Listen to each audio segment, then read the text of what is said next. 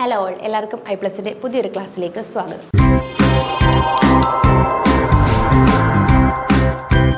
നമ്മൾ അടുത്ത് ഡിസ്കസ് ചെയ്യാൻ പോകുന്നത് 16th ക്വസ്റ്റ്യൻ ആണ് അല്ലേ. ബീജസങ്കലനം നടക്കാതെ അണ്ഡാശയത്തിൽ നിന്നും ഭ്രൂണം രൂപപ്പെടുന്ന പ്രക്രിയ. അപ്പം നമുക്കറിയാം നോർമലി എന്താണ്, മെയിൽ ഗാമീറ്റും ഫീമെയിൽ ഗാമീറ്റും കൂടി ഫ്യൂസ് ചെയ്യും അല്ലേ. ഇവർ തമ്മിൽ ഫ്യൂസ് ചെയ്തിട്ടാണ് എന്ത് ഫോം ചെയ്യുന്നത്? ഭ്രൂണം ഫോം ചെയ്യുന്നത്. അപ്പം അതുകൊണ്ട് തന്നെ നമുക്ക് അതിനെ എന്തെന്ന് വിളിക്കാം? നമ്മൾ എന്ത് വിളിക്കും? അതിനെയാണ് നമ്മൾ എന്തെന്ന് വിളിക്കുന്നത്? സെക്ഷൽ അല്ലെങ്കിൽ ലൈംഗിക റീപ്രൊഡക്ഷൻ അല്ലെങ്കിൽ സെക്ഷൽ റീപ്രൊഡക്ഷൻ എന്ന് നമ്മൾ പറയുന്നത്. അപ്പം സാധാരണഗതിയിൽ ഇതാണ് നടക്കുന്നത്. ഇനി എന്നാൽ ചില സമയത്ത് എന്ത് ചെയ്യുന്നു? സങ്കലനം അണ്ഡാശയത്തിൽ നിന്നും ഭ്രൂണം രൂപപ്പെടാതെ അല്ലേ, അല്ലെങ്കിൽ ബീജസങ്കലനം നടക്കാതെ എന്ത് ചെയ്യുന്നു? ഭ്രൂണം രൂപപ്പെടുന്നു അല്ലെ. മെയിൽ ഗമീറ്റ് ഫീമെയിൽ ഗമീറ്റോട് ഫ്യൂസ് ചെയ്യാതെ ഭ്രൂണം രൂപപ്പെടുന്ന ആ ഒരു പ്രോസസ്സിനെയാണ് നമ്മൾ എന്തെന്ന് വിളിക്കുന്നത്? ഒരു പ്രോസസ്സിനെ എന്ത് വിളിക്കുന്നു എന്നാണ് നമ്മുടെ ക്വസ്റ്റ്യൻ. പാർത്തനോകാർപ്പി, പാർത്തനോജെൻസിസ്, പോളിഎംബ്രിയോണി, ഗാമോസ്പെർമി. സോ നമുക്ക് നോക്കാം ഓരോ ടേമുകളും എന്താണെന്ന് പ്രോപ്പറായിട്ട് നോക്കാം. ഓവ്യൂളുകൾ വിത്തുകളായി മാറുമ്പോൾ അണ്ഡാശയം ഫലമായി രൂപാന്തരപ്പെടുന്നു അല്ലേ. ഓവ്യൂൾസ് എന്തായിട്ടാണ് മാറുന്നത്? സീഡായിട്ട് മാറും അല്ലേ. ഓവ്യൂൾസ് സീഡായിട്ട് മാറും. അപ്പോൾ അണ്ഡാശയം എന്തുമായിട്ട് മാറും? ഓവറി എന്തായിട്ട് മാറും? ഫ്രൂട്ടായിട്ട് മാറും. ഓവ്യൂള് സീഡായിട്ട് മാറും, ഓവറി എന്തായിട്ട് മാറും? ഫ്രൂട്ടായിട്ട് മാറും. അതായത് ഓവ്യൂളുകൾ വിത്തുകളായിട്ട് മാറുന്നു അല്ലെ. ഓവ്യൂളുകൾ വിത്തുകളായിട്ട് മാറുന്നു, അണ്ഡാശയം ഫ്രൂട്ടായിട്ടുകളും മാറുന്നു. അതായത് ഓവ്യൂളുകൾ വിത്തുകളായും അണ്ഡാശയം ഫലമായും മാറുന്നത് ഒരേ സമയം നടക്കുന്ന ഒരു പ്രോസസ്സാണ്. അണ്ഡാശയ ഭിത്തി ഫലത്തിന്റെ ഈ അണ്ഡാശയത്തിന്റെ ഭിത്തി എന്തായിട്ട് മാറുന്നു? ഓവറി വോള് പെരികാർപ്പായിട്ട് മാറുകയാണ് ചെയ്യുന്നത്. ഫ്രൂട്ടിന്റെ പെരികാർപ്പായിട്ട് മാറുകയാണ് ചെയ്യുന്നത്. പേരയ്ക്ക, ഓറഞ്ച്, മാങ്ങ തുടങ്ങിയവ മാംസള ഫലങ്ങളാണ് അല്ലെ. പേരയ്ക്ക ആയിക്കോട്ടെ, ഓറഞ്ച് ആയിക്കോട്ടെ, മാങ്ങ ആയിക്കോട്ടെ, ഇവയൊക്കെ എന്താണ്? മാംസള ഫലങ്ങളാണ് അല്ലെ. അതായത് ഫ്ലഷി ഫ്രൂട്ട്. എന്നാൽ നമ്മുടെ നിലക്കടല, കടുക് അവയ്ക്ക് ഏതാണ്? ശുഷ്ക ഫലങ്ങൾ അല്ലെങ്കിൽ ഡ്രൈ ഫ്രൂട്ട്സ് ആണ്. പല ഫലങ്ങളിലും വിത്തു വിതരണത്തിനായി വിവിധ മാർഗങ്ങൾ രൂപപ്പെട്ടിട്ടുണ്ട്. ഭൂരിഭാഗം സസ്യങ്ങളിലും അണ്ഡാശയം ഫലമായിട്ട് മാറുന്നതോടുകൂടി പൂവിന്റെ മറ്റു ഭാഗങ്ങളെല്ലാം എന്ത് ചെയ്യും? കൊഴിഞ്ഞു പോവുകയാണ് ചെയ്യുന്നത്. സ്ട്രോബെറി, കശുമാവ് എന്നീ സസ്യങ്ങളിൽ ഫലങ്ങൾ ഉണ്ടാകുന്നതിന് പുഷ്പാസനവും പങ്കുവഹിക്കുന്നുണ്ടല്ലേ. അത്തരം ഫലങ്ങളാണ് കപടഫലങ്ങൾ അല്ലെങ്കിൽ ഫാൾസ് ഫ്രൂട്ട്. അപ്പൊ സാധാരണഗതിയിൽ എന്താണ്? ഓവറിയാണ് അല്ലെ. ഓവറി ഫ്രൂട്ടായിട്ട് മാറുകയാണ് ചെയ്യുന്നത്. അല്ലെങ്കിൽ അണ്ഡാശയം എന്തായിട്ട് മാറുന്നു? ഫലമായിട്ട് മാറുന്നു. എന്നാൽ അണ്ഡാശയം അല്ലാതെ പ്ലാന്റ്സിന് ഫ്ലവറിന് വേറെയും പാർട്ടുകളുണ്ട് അല്ലേ. നമ്മുടെ എന്താണ് പറയേണ്ടത്? ഇപ്പോൾ കാലിക്സ്, കൊറോള, തലാമസ്, അങ്ങനെ കുറേയധികം പാർട്ടുകളുണ്ട്. അതിലേതെങ്കിലും പാർട്ടുകളിൽ നിന്നാണ് ഫ്രൂട്ട് ഡെവലപ്പ് ചെയ്യുന്നതെങ്കിൽ അതിനെ നമുക്ക് എന്തെന്ന് വിളിക്കും? ഫോൾസ് ഫ്രൂട്ടുകൾ എന്നാണ്, അല്ലെങ്കിൽ കപടഫലങ്ങൾ എന്ന് വിളിക്കുന്നു. ഇനി അണ്ഡാശയത്തിൽ നിന്ന് മാത്രമാണ് വികസിക്കുന്നതെങ്കിൽ അതാണ് എന്ത്?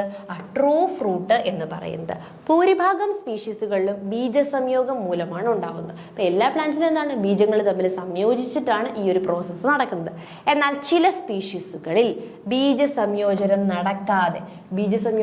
നടക്കാതെ എന്തുണ്ടാവും?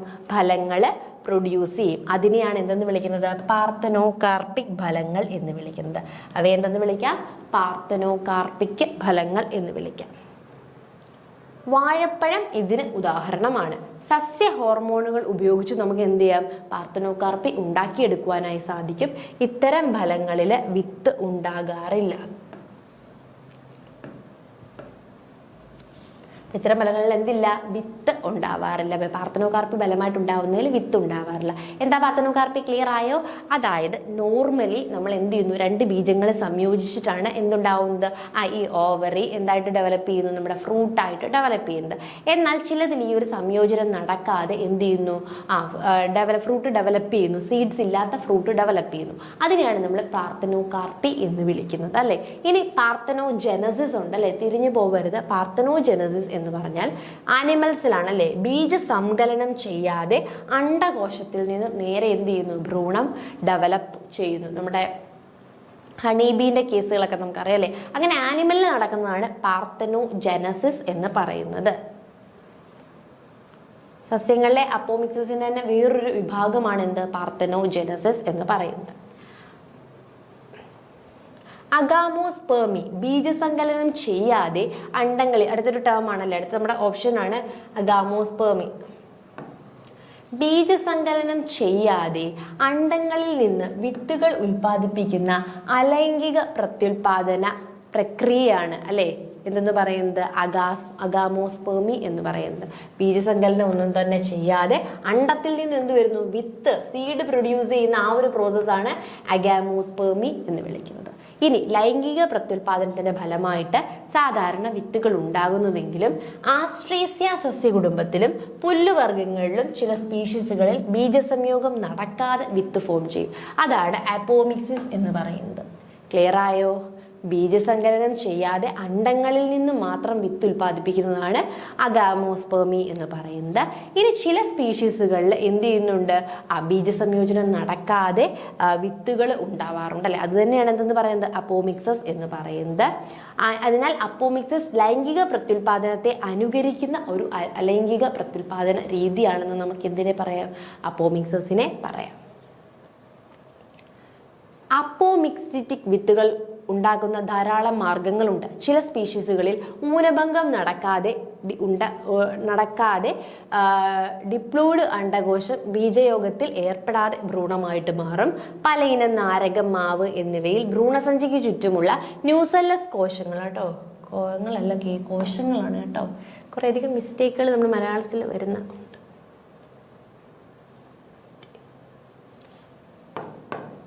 കോശങ്ങളാണ്. കോശങ്ങൾ വിഭജിക്കുകയും അവ ഭ്രൂണസഞ്ചിക്കുള്ളിലേക്ക് കടന്ന് ഭ്രൂണങ്ങളായി വികസിക്കുകയും ചെയ്യുന്നു. അത്തരം സസ്യങ്ങളിൽ ഓരോ ഓവലിലും ധാരാളം എന്ത് കാണും? ഭ്രൂണങ്ങൾ കാണും. ഇങ്ങനെ ഒരു വിത്തിൽ ഒന്നിൽ കൂടുതൽ ഭ്രൂണങ്ങൾ ഉണ്ടാവുന്നതാണ് പോളി എംബ്രിയോണി. അടുത്ത ടേമാണ് ഒന്നിൽ കൂടുതൽ അല്ലെ. ഒരു ഭ്രൂണ, അതായത് ഒരു വിത്തിൽ നിന്നും ഒന്നിൽ കൂടുതൽ ഭ്രൂണങ്ങൾ, ഒരു വിത്തിൽ നിന്ന് ഒന്നിൽ കൂടുതൽ ഭ്രൂണങ്ങൾ ഉള്ളവയാണ് നമ്മൾ എന്താ വിളിക്കുന്നത്? പോളി എംബ്രിയോണിക് കണ്ടീഷൻസ് എന്ന് വിളിക്കുന്നത്. അപ്പം നമ്മളോട് ചോദിച്ചത് ബീജസങ്കലനം നടക്കാതെ അണ്ടത്തിൽ നിന്നും ഭ്രൂണം രൂപപ്പെടുന്നത് ഏതാണ്? പാർത്തനോജെനസിസ്. ഓപ്ഷൻ ബി ആണ് അല്ലേ. പാർത്തനോകാർപ്പി അല്ല, ഓപ്ഷൻ ബി പാർത്തനോജെനസിസ് ആണ് കറക്റ്റ്.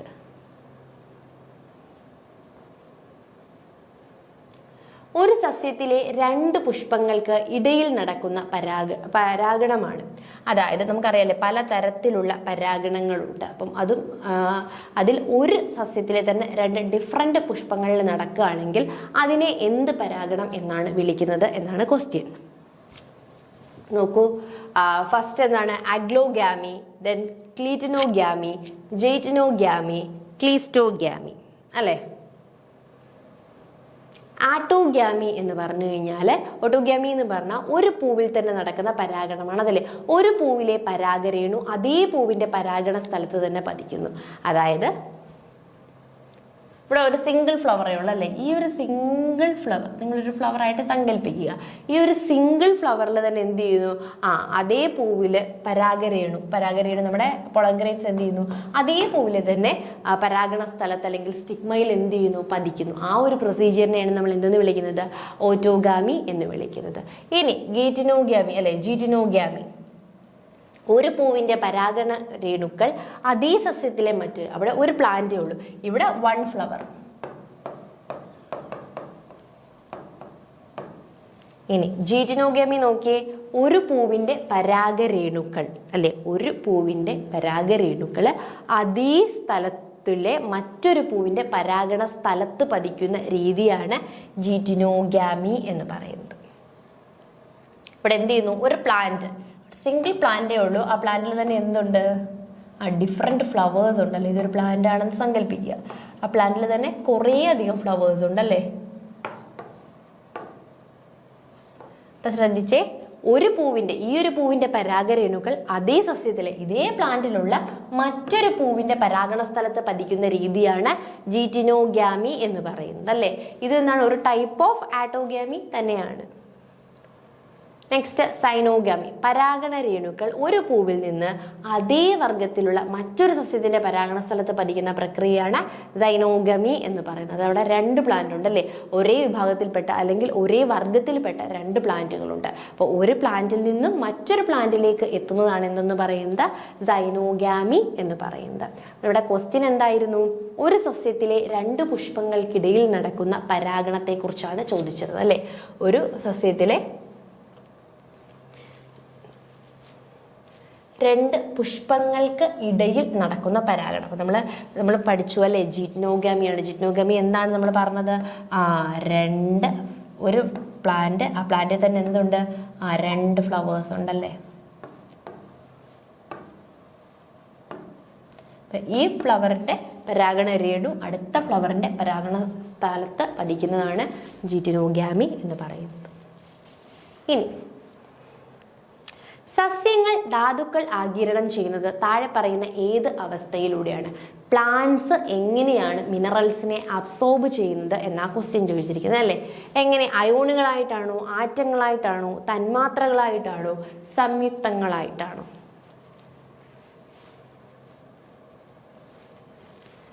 സസ്യങ്ങൾ മണ്ണിൽ നിന്ന് അയോണുകളുടെ രൂപത്തിലാണ് ധാതുക്കളെ ആഗിരണം ചെയ്യുന്നത്. അപ്പൊ സസ്യങ്ങൾ എങ്ങനെയാ? മണ്ണിൽ നിന്നും അയോണുകളുടെ രൂപത്തിലാണ് അല്ലെ, അയോൺസിന്റെ രൂപത്തിലാണ് എന്ത് ചെയ്യുന്നത്? സസ്യങ്ങൾ ആഗിരണം ചെയ്യുന്നത്. സസ്യങ്ങളിൽ ജലത്തിന്റെ ആഗിരണത്തോടൊപ്പം തന്നെയാണ് എന്ത് ചെയ്യുന്നത്? ധാതുക്കളുടെ ആഗിരണവും നടക്കുന്നുണ്ടെന്ന് നേരത്തെ കരുതിയിരുന്നെങ്കിലും രണ്ട് പ്രക്രിയകളും വ്യത്യസ്തമാണെന്ന് നമ്മൾ എന്ത് ചെയ്തു? പിന്നീട് മനസ്സിലാക്കി. അപ്പൊ നിങ്ങൾ മനസ്സിലാക്കേണ്ടത് എന്താണ്? പ്ലാന്റ്സ് എങ്ങനെയാണ് ധാതുക്കളെ അബ്സോർബ് ചെയ്യുന്നതെന്ന് ചോദിച്ചു കഴിഞ്ഞാൽ അയോണുകളുടെ രൂപത്തിലായിരിക്കും പ്ലാന്റ്സ് അബ്സോർബ് ചെയ്യുന്നത്. ധാതുക്കൾ ആഗിരണം ചെയ്യാൻ എന്ത് ചെയ്യണം? അവ വെള്ളത്തിൽ ലയിപ്പിക്കണം കേട്ടോ. വെള്ളത്തിൽ ലയിപ്പിച്ചതിന് ശേഷമാണ് എന്ത് ചെയ്യുന്നത്? പ്ലാന്റ്സ് അവ അബ്സോർബ് ചെയ്യുന്നത്. സസ്യങ്ങൾ വേരുകളിലൂടെ ധാതുക്കളെ ആഗിരണം ചെയ്യുന്നു. വേരുകളുടെ ഉപരിതല വിസ്തീർണം വലുതായാൽ കൂടുതൽ ധാതുക്കളെ ആഗിരണം ചെയ്യപ്പെടും അല്ലെ. ഇപ്പൊ വേരുകളുടെ ഉപരിതല വിസ്തീർണത്തെ ബേസ് ചെയ്തുകൊണ്ടിരിക്കും എന്ത്? എത്രത്തോളം ധാതുക്കളാണ് അബ്സോർബ് ചെയ്യേണ്ടത് എന്നുള്ള തീരുമാനം. അപ്പം സസ്യങ്ങൾ എന്ത് ചെയ്യുന്നു? വേരുകളിലൂടെയാണ് ധാതുക്കൾ അയോൺസ് ആയിട്ടാണ് എന്തിനെ അബ്സോർബ് ചെയ്യുന്നത്? ധാതുക്കളെ അബ്സോർബ് ചെയ്യുന്നത്. ഇങ്ങനെ ആഗിരണം ചെയ്യുന്നത് രണ്ട് രീതിയുണ്ട് കേട്ടോ. നിഷ്ക്രിയ ധാതു ആഗിരണം അല്ലെങ്കിൽ പാസീവ് അബ്സോർപ്ഷൻ എന്ന് പറയാം. ഇതൊരു നിഷ്ക്രിയ പ്രക്രിയയാണ് അല്ലെ. ഊർജത്തിന്റെ ചെലവ് അവിടെ ആവശ്യമില്ല. പാസീവ് എന്തില്ല? ഊർജം ആവശ്യമില്ല. ഇത് എന്താണ്? കോൺസെൻട്രേഷൻ ഗ്രേഡിയന്റിനൊപ്പമാണ് സംഭവിക്കുന്നത്. അതായത് ഉയർന്ന സാന്ദ്രതയുള്ള മേഖലയിൽ നിന്നും സാന്ദ്രത കുറഞ്ഞ മേഖലയിലേക്ക് എന്ത് ചെയ്യുന്നു? മൊളിക്യൂൾസ് അല്ലെങ്കിൽ പാർട്ടിക്കിൾസ് മൂവ് ചെയ്യുന്നതാണ് നമ്മുടെ എന്തെന്ന് പറയുന്നത്? പാസീവ് അല്ലെങ്കിൽ നിഷ്ക്രിയ ധാതു ആഗിരണം എന്ന് പറയുന്നത്. ഇനി സെക്കൻഡ്, സജീവമായ ധാതു ആഗീകരണം അല്ലെങ്കിൽ ആക്റ്റീവ്. ഇത് സജീവമായ ഒരു പ്രക്രിയയാണ്. ഇതിലെന്താണ്? നമ്മുടെ ATP അല്ലെങ്കിൽ എനർജി മോളിക്യൂൾ അഡനോസിൻ ട്രൈഫോസ്ഫേറ്റ് ആവശ്യമായിട്ടുള്ളവയാണ്. ഇത് കോൺസെൻട്രേഷൻ ഗ്രേഡിയന്റിന്റെ എതിരായും ലളിതമായ ഓസ്മോസ് അല്ലെ, സിമ്പിൾ ഓസ്മോസിസ് ആയിട്ടും അല്ലെങ്കിൽ കോൺസെൻട്രേഷൻ ഗ്രേഡിയന്റ് കോൺസെൻട്രേഷൻ കൂടിയിടത്തു നിന്നും കുറഞ്ഞിടത്തേക്ക് മൂവ് ചെയ്യുന്നു. ഇങ്ങനെയും എന്ത് ചെയ്യാം? ഈ ഒരു പ്രക്രിയ സംഭവിക്കാം. അപ്പൊ പ്ലാന്റ്സ് മോളിക്യൂൾസ് അല്ലെങ്കിൽ ധാതുക്കളെ അബ്സോർബ് ചെയ്യുന്നത് ആക്റ്റീവ് ട്രാൻസ്പോർട്ടും ഉണ്ട്, പാസീവ് ട്രാൻസ്പോർട്ടും ഉണ്ട് അല്ലെ. അല്ലെങ്കിൽ സജീവമായ ധാതു ആഗീരണവുമുണ്ട്, നിഷ്ക്രിയമായ ധാതു ആഗീരണവുമുണ്ട്.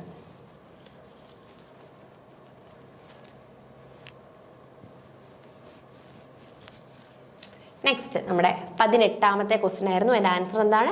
അയോൺസ് ആയിട്ടാണ് പ്ലാന്റ്സ് എന്ത് ചെയ്യുന്നത്? അബ്സോർബ് ചെയ്യുന്നത്. ഇനി ക്വസ്റ്റ്യൻ നമ്പർ 19. കോശചക്രത്തിന്റെ ശരിയായ ക്രമം താഴെ പറയുന്നവയിൽ ഏതാണ്? കോശചക്രം സെൽ സൈക്കിളിന്റെ ക്രമമാണ് ചോദിച്ചിരിക്കുന്നത് അല്ലെ. S phase, G1, G2, M phase, G1, S, G2, M phase, S phase, M phase, G1, G2, G2, S, M phase, G1.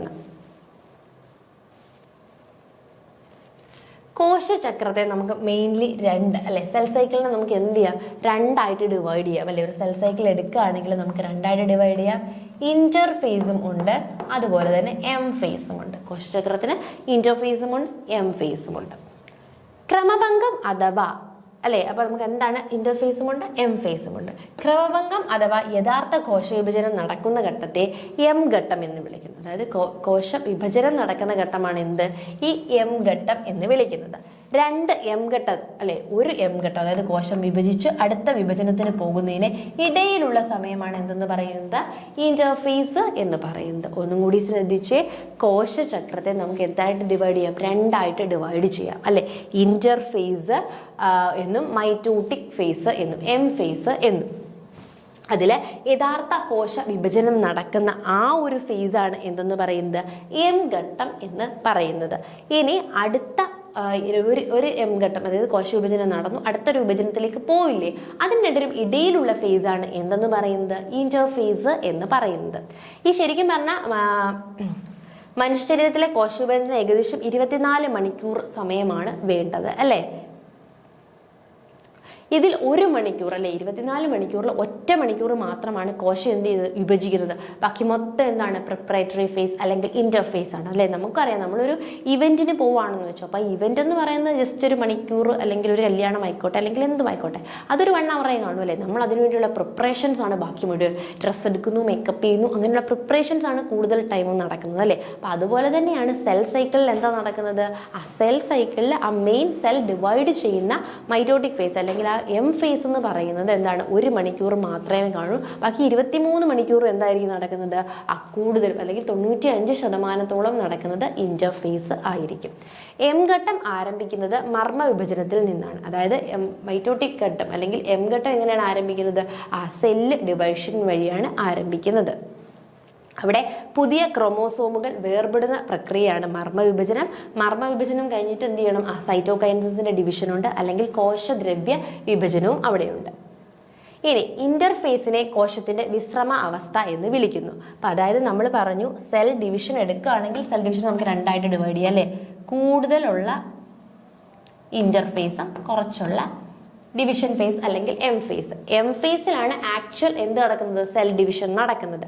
Interface എന്ന് പറയുന്നത് എന്താണ്, പ്രിപ്പറേറ്ററി ഫേസ് ആണ്. എങ്ങനെ ഈ സെൽ ഡിവിഷൻ നടക്കണം എന്ന് പ്രിപ്പയർ ചെയ്യുകയാണ് എന്ത്, ഇന്റർഫേസ് നടക്കുന്നത്.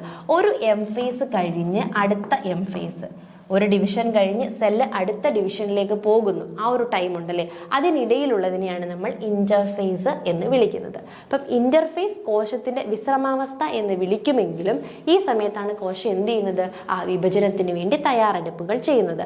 എന്തൊക്കെ തയ്യാറെടുപ്പുകളാണ്, സെൽ ഗ്രോത്ത്, കോശം വളരണം അല്ലേ, അതുപോലെ തന്നെ നമ്മുടെ ജനറ്റിക് മെറ്റീരിയൽ ആയിട്ടുള്ള DNA ഡബിൾ ചെയ്യും എന്നിവ എന്ത് ചെയ്യുന്നു, ഇന്റർഫേസിൽ നടക്കുന്നു. ഈ ഇന്റർഫേസിനെ നമുക്കിനി എന്ത് ചെയ്യാം, ആ 3ആയിട്ട് ഡിവൈഡ് ചെയ്യാം. ഒന്ന് G1, then S and G2 face. ഇങ്ങനെ 3 ഘട്ടമായിട്ടാണ് ഈ ഇന്റർഫേസ് അല്ലെങ്കിൽ ഈ പ്രിപ്പറേറ്ററി ഫേസ് നടക്കുന്നത്. ക്രമഭംഗത്തിനും DNA ഇരട്ടിക്കലിന്റെയും ആരംഭത്തിലുള്ള ഘട്ടമാണ് G ഘട്ടം അല്ലെ. ആദ്യം ഫസ്റ്റ് ഫേസ് ആണ് G1 എന്ന് പറയുന്നത്. ഈ ഘട്ടത്തിൽ കോശങ്ങൾ എന്ത് ചെയ്യുന്നു, സജീവമായ ഉപപാചയ പ്രവർത്തനങ്ങളിൽ ഏർപ്പെട്ട് കോശ വളർച്ച സംഭവിക്കുമെങ്കിലും DNA ഇരട്ടിക്കുന്നില്ല. അപ്പോൾ ഫസ്റ്റ് സ്റ്റേജിൽ എന്താ നടക്കുന്നത്, സെല്ല് കറക്റ്റായിട്ട് ഗ്രോ ചെയ്യും. ഇങ്ങനെ ഗ്രോ ചെയ്തിട്ട് അവിടെ എന്ത് നടക്കുന്നു, DNA ഇരട്ടിക്കൽ നടക്കുന്നില്ല, ബാക്കി സെല്ലിന്റെ ഗ്രോത്തും കാര്യങ്ങളും ഒക്കെ നടക്കും. അത് കഴിഞ്ഞ് G കഴിഞ്ഞ് നേരെ സിന്തറ്റിക് ഫേസ് അല്ലെങ്കിൽ S ഫേസ്. ഈ ഘട്ടത്തിലാണ് DNA റെപ്ലിക്കേഷൻ അല്ലെങ്കിൽ DNAയുടെ വിഭജനം നടക്കുന്നത്. അവിടെ എന്ത് ചെയ്യുന്നു, DNAയുടെ ഉൽപാദനം ഇരട്ടിയാകുന്നു. DNAയുടെ അളവ് നേരത്തെ ഉള്ളതിനേക്കാൾ ഇരട്ടിയായി മാറുന്നു. അതായത് ഈ ഒരു ഘട്ടത്തിന് മുമ്പ് കോശത്തിലെ DNA-യുടെ അളവ് നമ്മൾ 2 എന്നെടുക്കുകയാണെന്ന് വെച്ചോ. അപ്പോൾ ഈ ഡിവിഷൻ കഴിയുമ്പോൾ എത്ര, അതിൻ്റെ ഇരട്ടിയായിട്ട് 4C ആയിട്ട് നമുക്ക് കണക്കാക്കാനായിട്ട് സാധിക്കും. ഇങ്ങനെ DNA-യുടെ അളവ് വർദ്ധിക്കും. അപ്പോൾ DNA-യുടെ അളവ് മാത്രമേ വർദ്ധിക്കുന്നുള്ളൂ. ക്രോമോസോംസ് എന്ത് തന്നെയാണ്, ഫിക്സഡ് തന്നെയാണ് അല്ലേ, ക്രോമോസോമിൻ്റെ എണ്ണം മാറുന്നില്ല. അപ്പോൾ അതിനുശേഷം ഒരു കോശത്തിലെ G ഘട്ടത്തിൽ ദ ഡിപ്ലോയിഡ് അഥവാ 2n ക്രോമോസോമുകൾ ഉണ്ടായിരുന്നുവെങ്കിൽ S ഘട്ടത്തിന് ശേഷവും എന്തായിരിക്കും, 2n ക്രോമോസോം തന്നെയായിരിക്കും. അതായത് ഒന്നും കൂടി പറഞ്ഞു കഴിഞ്ഞാൽ, ആദ്യം G ഘട്ടം അല്ലെങ്കിൽ G1 ഫേസ്. ഈ G1 ഫേസിൽ എന്ത് ചെയ്യുന്നു, സെല്ല് ഗ്രോ ഒക്കെ ചെയ്ത് പ്രിപ്പയർ ആയിട്ടിരിക്കുന്നു. ഈ G കാലഘട്ടം അല്ലെങ്കിൽ ഈ ഒരു G ഘട്ടം കഴിഞ്ഞിട്ട് S ഘട്ടത്തിലേക്ക് വരുമ്പോൾ എന്ത് ചെയ്യുന്നു, ക്രോമോസോംസുകൾ എണ്ണം ഇരട്ടിയാവുന്നു. Gയിൽ ഉള്ളതിനേക്കാൾ N ആണെങ്കിൽ S ഫേസിൽ വരുമ്പോൾ 2n ആയിരിക്കും. എന്നാൽ ക്രോമോസോം നമ്പർ G1 ഘട്ടത്തിൽ N ആണെങ്കിൽ S ഘട്ടത്തിലും എന്ത് തന്നെയായിരിക്കും, N തന്നെയായിരിക്കും. ഒരു തരത്തിലുള്ള മാറ്റവും ഉണ്ടാവുന്നില്ല. S ഫേസ് എന്ന് പറയുന്നത് സിന്തറ്റിക് ഫേസ് ആണ്.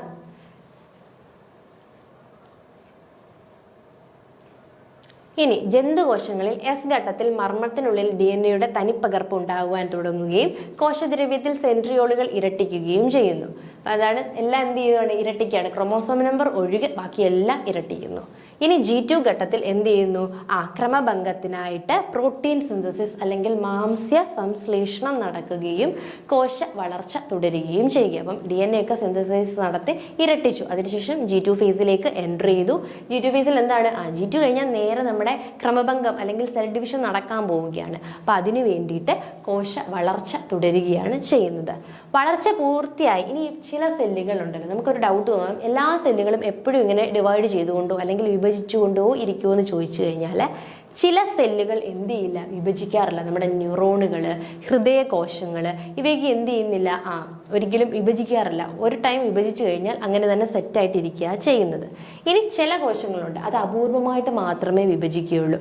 അതായത് എന്തെങ്കിലും സെല്ലിന് ഇഞ്ചുറി, മുറിവുകളോ മറ്റോ പറ്റിക്കഴിഞ്ഞാൽ മാത്രം എന്ത് ചെയ്യും, അത് റിപ്പയർ ചെയ്യാൻ വേണ്ടി മാത്രം ഡിവൈഡ് ചെയ്യുന്ന ടൈപ്പ് ഓഫ് സെല്ലുകളുമുണ്ട്. ഇങ്ങനെ തുടർന്ന് വിഭജിക്കാത്ത കോശങ്ങൾ G ഘട്ടത്തിൽ നിന്നും പിന്മാറി നിഷ്ക്രിയമായ ഒരു ഘട്ടത്തിലേക്ക് പ്രവേശിക്കുന്നു.